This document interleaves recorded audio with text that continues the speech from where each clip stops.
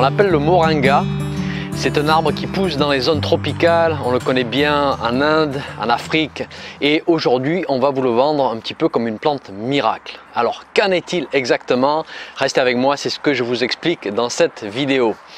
Moi c'est Christophe, je vous fais découvrir les plantes médicinales. Alors on parle donc du moringa, c'est un arbre qui peut devenir très grand, c'est un arbre qui a une croissance très rapide dans les zones tropicales. Il résiste incroyablement bien à la sécheresse. Alors ici j'en ai deux petits en pot que j'ai fait pousser à partir de graines. Alors ils sont encore jeunes, ils ont à peu près une année. Et je vais les garder en pot pour l'instant parce que j'ai envie de pouvoir les hiverner. C'est une plante qui craint le froid. Alors l'espèce qui a été le plus étudiée ces dernières années, c'est Moringa oleifera, qui est originaire du continent indien, mais qui s'est acclimaté dans de nombreuses régions du monde, en Afrique, en Amérique latine. Alors, on va utiliser le plus souvent les feuilles, soit les feuilles entières, sous forme d'infusion. Parfois, on les fait cuire comme aliment. On peut les utiliser aussi en poudre, ce qui est encore mieux parce qu'on peut profiter de la totalité de la plante. Vous pouvez par exemple rajouter la poudre dans votre alimentation, par exemple dans une compote, dans une soupe, etc. Parfois on utilise la graine ou l'huile des graines, donc vous voyez, on va vraiment utiliser toutes les parties de l'arbre. Alors tout d'abord d'un point de vue constituant, c'est une plante qui est très riche. Elle est riche en substances nutritives et c'est vrai que je ne vais pas couvrir l'aspect nutritionnel ici, mais sachez que les feuilles contiennent du calcium, magnésium, potassium, du fer, du sélénium, de la vitamine C, de la vitamine A, de la vitamine E, des acides aminés aussi. C'est une bonne source de protéines végétales. En fait, le moringa contient 18 des 20 acides aminés utilisés par notre corps et il contient tous les acides aminés essentiels dont notre corps a besoin pour faire les cellules, pour se réparer. C'est donc une feuille très nutritive. On peut l'utiliser chez la personne carencée, par exemple, pour rétablir ses réserves. Alors, on va surtout parler du point de vue médicinal dans cette vidéo. D'un point de vue médicinal, on va s'intéresser aussi à d'autres familles de constituants. Elle contient des alcaloïdes, des saponosides, des tannins, des acides phénols, des flavonoïdes, des terpènes, etc., etc. En fait, à peu près toutes les grandes familles de constituants des plantes sont représentées dans le moringa. Donc vraiment plante très riche. Et l'une de ces familles de constituants, ce sont les flavonoïdes. Et la plante en est très riche. Vous avez de la rutine, quercétine, rhamnétine, apigénine, etc. Ce qui va lui donner en fait un pouvoir antioxydant assez remarquable. Et dans certaines études, on remarque un pouvoir antioxydant supérieur à la vitamine C. Et ça, ce pouvoir antioxydant des plantes, je vous en ai parlé dans de nombreuses vidéos. En fait, notre corps fabrique ce qu'on appelle des radicaux libres. Ça fait partie du fonctionnement normal de notre système. Ce sont des molécules instables, mais qui sont utiles à nos fonctions. On en fabrique lorsque nos cellules produisent de l'énergie, par exemple, dans les mitochondries. On en fabrique lorsqu'il y a inflammation. Nos globules blancs, notre système immunitaire, en fabrique pour détruire les pathogènes. Donc ça, c'est la partie normale. La partie moins normale, c'est que c'est celle qui est provoquée par les radiations, par les polluants, par les pesticides tout autour de nous. Alors notre corps peut intercepter ces radicaux libres, ces molécules instables, grâce à des antioxydants. Mais si nos réserves en antioxydants ne sont pas suffisantes, là on a un problème. Les radicaux libres vont s'attaquer à nos tissus et vont les détruire. Donc dans notre alimentation, on va toujours rechercher des aliments riches en antioxydants, comme les fruits et légumes de couleur. Et dans les plantes, lorsqu'on a l'opportunité de trouver une plante qui est très riche en antioxydants, on peut l'utiliser aussi à bon escient, un petit peu comme un protecteur contre les agressions externes du monde, de la société moderne. Et ça, c'est le cas du moringa. On peut utiliser la feuille sous forme d'infusion ou encore mieux sous forme de poudre rajoutée à l'alimentation pour bénéficier de ce puissant pouvoir antioxydant. On va y penser aussi en particulier lorsqu'on souffre de maladies chroniques dégénératives. Parce que justement, avec ces maladies, il y a constamment inflammation. Le système immunitaire est constamment sollicité. Il y a plus de radicaux libres qu'à l'ordinaire. Et donc, dans toutes ces maladies, maladies auto-immunes, les cancers, tout ce qui est maladies inflammatoires chroniques, eh bien, il est bon de prendre des antioxydants naturels et d'en prendre souvent. Et voilà, notez que je ne suis pas en train de vous dire que le moringa peut soigner ces maladies, hein, pas du tout, j'aimerais bien. Par contre, c'est une plante qui peut soutenir votre système, qui peut le protéger, qui peut l'aider à mieux faire son travail. Et cet axe antioxydant, ce levier antioxydant, ça doit faire partie de votre stratégie. Et vu qu'on parlait d'inflammation, hein, sachez que le moringa a des propriétés anti-inflammatoires directes. Ça a été confirmé par plusieurs études effectuées sur animaux. Alors c'est vrai que le terme anti-inflammatoire, c'est un petit peu générique. Ça veut dire quoi en pratique? Eh bien, on a une série d'études qui montrent par exemple que le moringa est très intéressant pour tout ce qui est inflammation de la muqueuse digestive.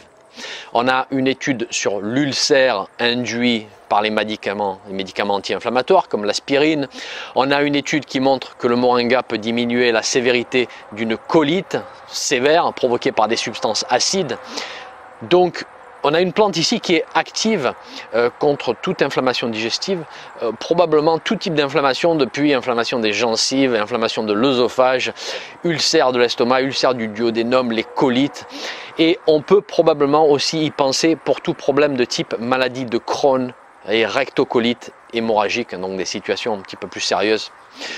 D'ailleurs, si on regarde l'utilisation traditionnelle de la plante, on voit qu'elle est souvent utilisée pour les douleurs digestives et pour tout ce qui est inflammation digestive et diarrhée. Donc on recoupe un petit peu voilà, avec les applications traditionnelles. Autre application possible grâce à cette combinaison antioxydant et anti-inflammatoire, c'est probablement une bonne plante pour la gestion des allergies respiratoires chroniques. Et notez qu'on va parfois vous vendre, dans le commerce, on va vous vendre des comprimés de flavonoïdes comme la quercétine. Et on va vous dire que c'est bon pour gérer vos allergies, c'est vrai, pour tout ce qui est allergie respiratoire en particulier. Et bien là, sachez qu'on n'a pas juste un seul flavonoïde dans les feuilles, on en a des dizaines. Donc une grande collection de flavonoïdes qui peuvent probablement nous aider à stabiliser l'état de nos muqueuses respiratoires enflammées et donc calmer un petit peu ces allergies respiratoires. Dans les études, on voit que le moringa stimule la réparation des cellules. Par exemple, il accélère l'activité des fibroblastes, qui sont des cellules qui permettent la réparation cellulaire. Avec parfois des résultats qui sont meilleurs que ceux obtenus avec une substance, nous qu'on connaît bien dans le monde des plantes, qui s'appelle l'allantoïne et qu'on retrouve dans d'autres plantes réparatrices comme la consoude. Donc voilà, dans les études, il semble que le moringa soit plus efficace que l'allantoïne et donc un grand réparateur des tissus, réparateur des muqueuses, réparateur aussi des problèmes de peau. Et vu que la plante est très puissamment antibactérienne, c'est probablement une excellente plante pour soigner les blessures en tout genre, parce qu'elle répare et elle désinfecte en même temps.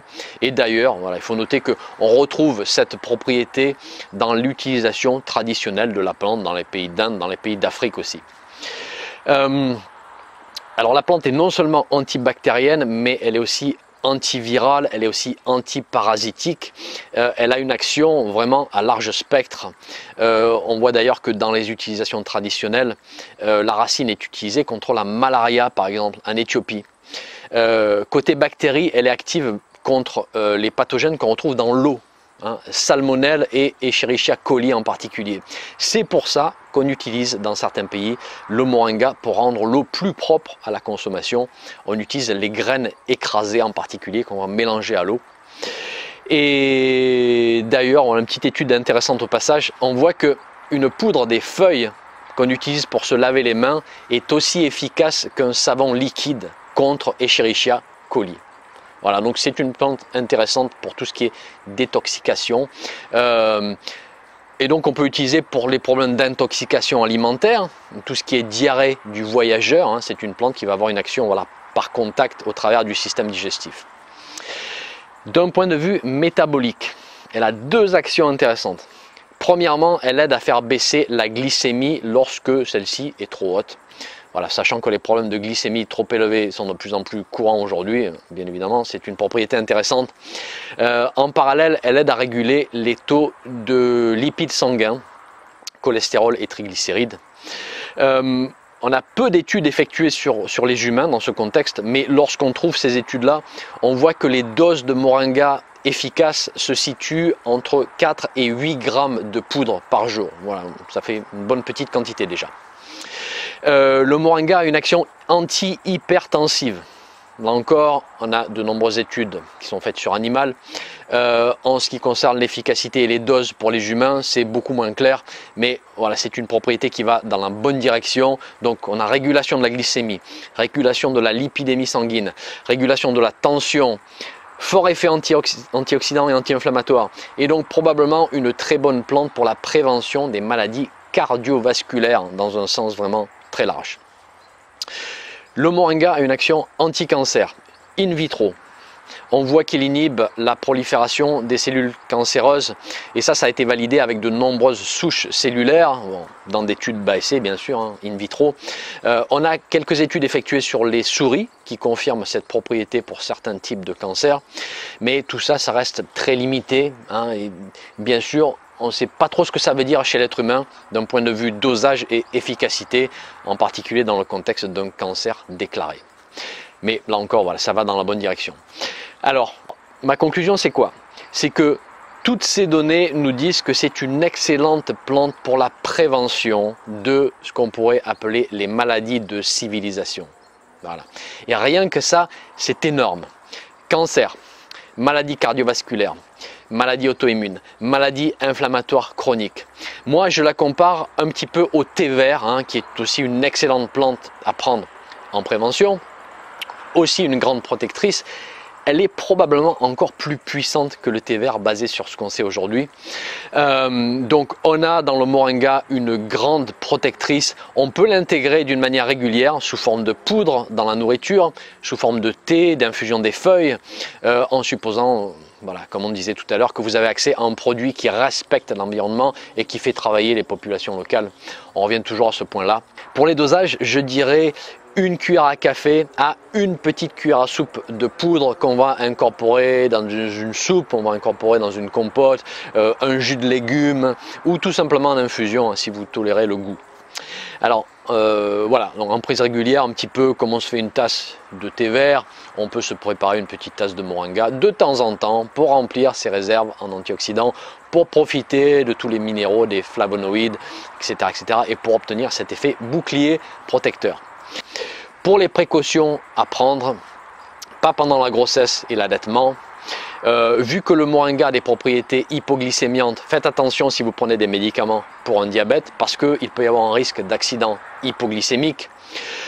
Parfois, il peut y avoir des petits dérangements digestifs lorsque vous commencez à prendre la poudre et que vous n'avez pas l'habitude. Voilà, c'est vrai qu'il peut y avoir un petit côté laxatif chez certains, donc introduisez la plante graduellement. Nous avons des cas assez rares de réaction allergique au moringa. Voilà, c'est à garder dans un coin de votre tête. C'est très rare, mais on ne sait pas, ça peut arriver.